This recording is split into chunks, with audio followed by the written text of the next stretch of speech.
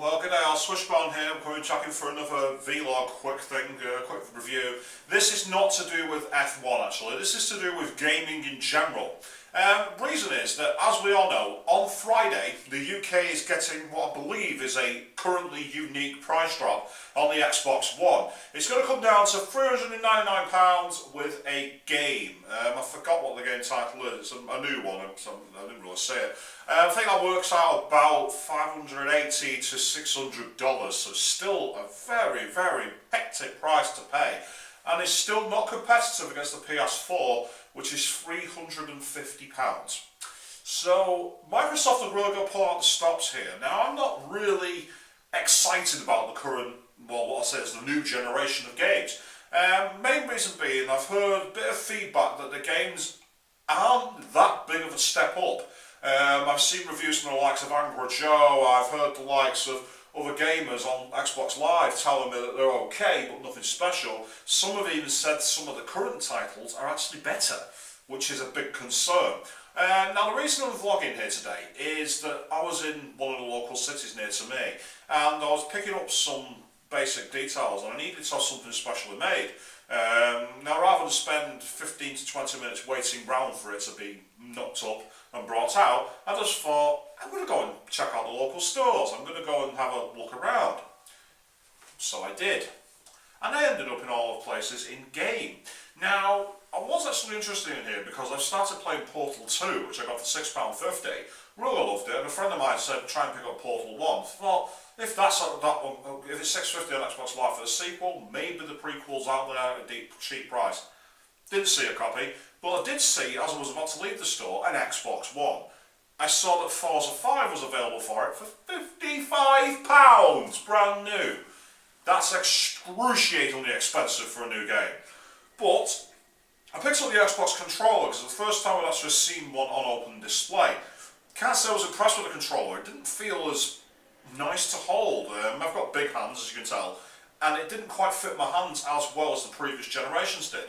And I also don't like that instead of the two start buttons, one left and one right, they got two different ones which are easier to miss and not as easy to press, in my opinion. But anyway, this Xbox One was actually rigged up on a big screen TV, so I thought, great, I'll see what it's like. And I saw Forza 5 was on there. I thought, oh, chance to play Forza 5, make up my own opinions. I've heard so many different things about it. When I tried to get into the game, first thing it says is, sign in to continue. And I thought that was a bit puzzling. I'm like, interesting, they've not got like a guest account or a shop exclusive account or something, that's very odd. But anyway, it said create new, and I thought, well, rather than use my own personal one in a public place, yeah, let's actually just create one. So I came up with an account name, invented a totally stupid name, which isn't me, created two email addresses, one to have the top core account, and one to receive as a backup in case it gets hacked by the hacksaws.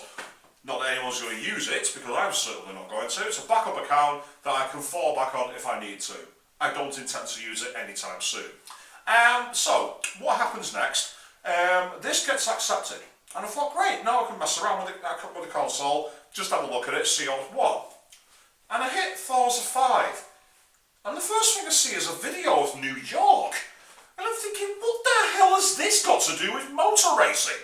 Thinking I'd hit the wrong option, I used the Xbox home button to go back to the menus and I'll reselect it. Same thing comes on exactly where I'd left it off. I tried skipping in vain, and it's at this point that I noticed the female attendant. If I stood here, she was stood just off to the right of me. And I kind of noticed her out of the corner of my eye, and I was thinking, she'll probably ask me a couple of questions. Let me show interest in it. So I went back to the main menu and started messing around, just scrolling through the options, didn't actually select anything. And eventually I said, this is actually pretty fiddly. Went to the sign out, signed out of this WAF account, and then I immediately walked away. And as I walked away, I went out of the store, but at the very front of it was like, kind of like an open shelf, like a bookcase with no backing. And it had pre-owned technology you could look to buy, one of which was an Xbox One, but there was also mobile phones, smart tablets, and the usual. the usual stuff that you can find in £70 deal section. So I basically squatted down as if I was on the floor to take a look at the lower shelf. And it also meant that I could sneakily look at this woman just to see if she'd buggered off as soon as I left the store. No, she was there messing around with the Xbox One. So I continued to feign interest in all these goods. Even another bystander stood next to me briefly and then walked away. She wasn't looking at me, and I watched about 4 or 5 minutes she was there before finally she went away from there, didn't say a word, didn't look around for me at all. What have game got to hide? Why would you have an Xbox One on public display, rigged up, which allows people to either sign in or even create accounts, and then stare at them, kind of like, get off, leave it alone, do not touch, get out, kind of expression, if you don't want them touching the console? And I get the feeling that they don't want people doing too much with it. The Xbox One, I've read the printed reviews. I've also watched a few actual very well put together online reviews here on YouTube and on a few other sites. And a lot of people are saying that the menu system can be quite fiddly. If you try using the Kinect, it can be hopeless. And also, sometimes, if you don't use the right voice commands, finding the options as an option is difficult. Speaking of the Kinect, one of the things I did when I created the account was I deliberately chose the sign in manually option. I was not letting the Kinect look at me and validate me and have my data on a public hard drive. No chance. So I immediately made sure that was selected. Now, I'm one of these people, I find the idea of looking at my computer and going, Xbox on, Xbox, go to my games, Xbox turn off. I find that a gimmick. I find that annoying. I recently went to Japan, as you all know, so I'm there. Imagine me switching my body clock around. 2 o'clock in the morning, my mate's got work at 6 AM. Xbox on. Shut the fuck up! That's exactly what would happen. So, needless to say, I find those kind of things annoying. I hate that kind of stuff. Moving away from the voice controls, it's very similar, the interface, to Windows 8.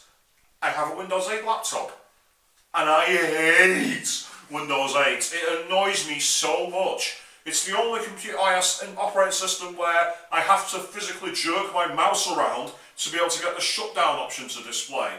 It's took me and a second person to figure out how to delete and fix the overscanning problem when I put it on a 1080p dual screen. I lost 35% of the image before my expert came round to my house. Thank you very much, Ouroboros, by the way. So needless to say, I don't like Windows 8 anyway. Now, the fact of the matter is though, I am an Xbox gamer. I play Xbox 360. I'm on there quite all the time. At Swishbone, that's my account on Twitter, and my username on Xbox Live is Swishbone. So you'll probably see me knocking around in lobbies occasionally. Now, the thing is, this woman was working the game, didn't attempt in any way to interact with me and encourage me to buy the game.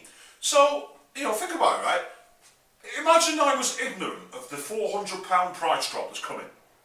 She's seen me on the Xbox One selecting Forza 5. That should have ticked £420 for the console and £55 for the game. £475 potential sale right there, right in front of her, straight by the eyes hot. Didn't do any of it. Didn't come up to me and say, I see you've seen the Xbox One.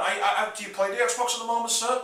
Right, obviously, when did you last buy a game? You last bought a game a couple of months ago, so you've seen the update to the system. Yeah, this is kind of similar, but has a bit more options available. It's compatible with this.